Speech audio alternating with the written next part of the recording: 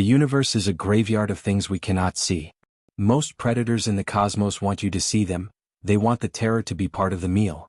But the vanishers, the entities we came to call the Hawking Hunters, were different. They were subatomic parasites that had mastered the ultimate hiding spot, the event horizon.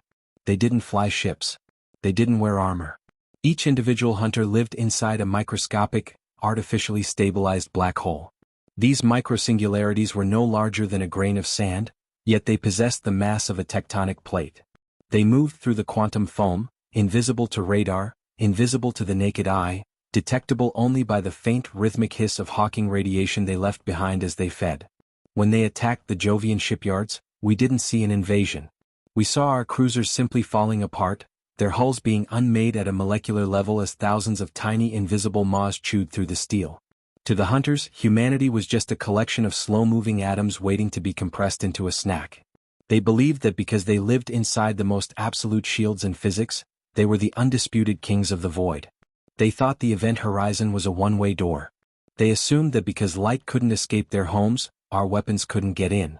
They believed that by hiding in the evaporation of the universe, they had found a sanctuary from the apex. They were catastrophically wrong. They forgot that the only thing more powerful than a black hole's hunger is a human's capacity for over-engineered overkill. They assumed we would try to starve them out. They never expected us to try and feed them to death. We created the Radiant Flood Protocol. And we birthed the 8th Quantum Cavalry. The Radiant Reapers. We don't use bullets. A bullet hitting a micro-black hole just makes the hole bigger and the hunter happier. We don't use lasers. They just get swallowed. Instead, we use gamma-sides, high-frequency particle accelerators that fire concentrated bursts of pure high-energy radiation. We don't try to hit the alien. We overfeed the singularity. By pumping massive amounts of energy into the micro-black hole in a fraction of a second, we trigger a premature Hawking collapse. We force the black hole to evaporate instantly, turning the alien's shield into a detonating supernova that strips the hunter naked in the middle of a radioactive firestorm. We are the Radiant Reapers and we're about to turn the lights on. I am Lieutenant Commander Kalen Nova Drake. My soul glow armor is currently vibrating at a frequency meant to deflect gravitational shears, and my gamma scythe is humming with the power of a captured sun. And I'm about to go pest hunting in the dark. The insertion was a drop into a ghost town. The Jovian shipyard Ganymede Prime was a skeleton of twisted titanium. There was no sound, only the eerie constant chirp of my radiation detectors. Thousands of microsingularities were drifting through the debris like invisible sharks. Shields to high spectrum. Size to standby. I want a wide sweep on the sensors. I roared into the comms. My voice felt heavy, the gravity in the sector fluctuating wildly as the hunters moved around us. Reaper 2 Sarah. I've got a massive distortion at 12 o'clock. It's not one hole, it's a cluster. They're weaving a gravity net. Reaper 3 Jax. My left gauntlet is being pulled. They're trying to strip my armor. Engaging the feed. Jax didn't wait. He leveled his gamma scythe and unleashed a jagged violet-white beam into the empty air. For a second it looked like he was firing at nothing. Then the nothingness bit back. A tiny point in space suddenly flared into a brilliant, angry red. The micro-black hole Jax had hit couldn't handle the sudden influx of gamma radiation. It swelled, its event horizon distorting into a jagged oval, before it let out a high-pitched crack that shattered the nearby debris. Boom. The black hole evaporated in a microsecond, releasing all its remaining mass as pure energy. In the center of the flash, I saw it, the Hawking Hunter. It was a spindly, multi-limbed horror made of translucent dark matter chitin, looking like a cross between a spider and a shard of obsidian. It shrieked, a sound that was more a radio burst than a vocalization, before Jax's secondary fire turned it into a cloud of ash. Splash 1. Don't let them cluster. The shipyard became a kaleidoscope of radioactive fire. We weren't fighting a front line, we were fighting a localized apocalypse. Everywhere I looked, my Reapers were firing into the dark and the dark was exploding back at them. I felt a sudden, crushing weight on my chest.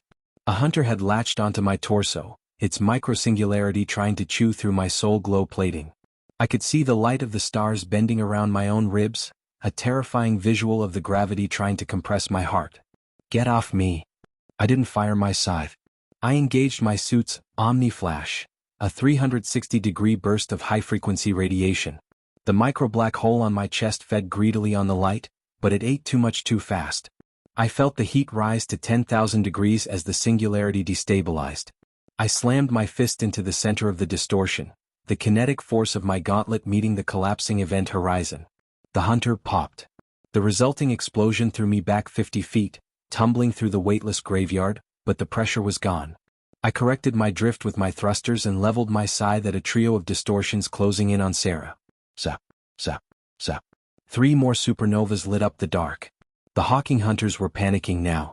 Their invincible hiding spots were becoming their coffins. They began to abandon their micro-black holes, trying to flee in their true dark matter forms. But without the singularities to protect them, they were fragile. They were fast, moving in jerky quantum stutters, but they couldn't outrun the light. They're retreating to the main reactor. They're going to feed on the core.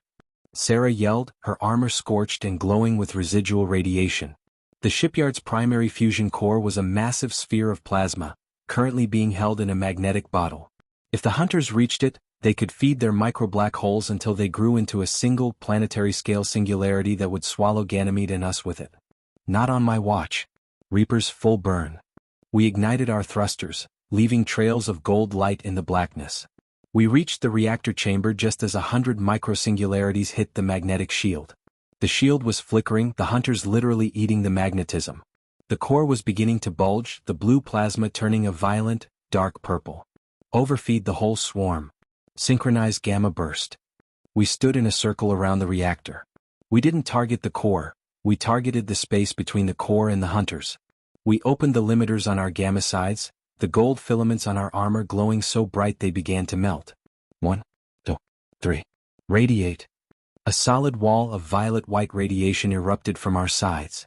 We flooded the chamber with more energy than a star produces in a minute. The 100 micro-black holes didn't just pop. They merged into a single massive wave of evaporation. The sound was a roar that ignored the vacuum, a vibration that shook the Jovian system.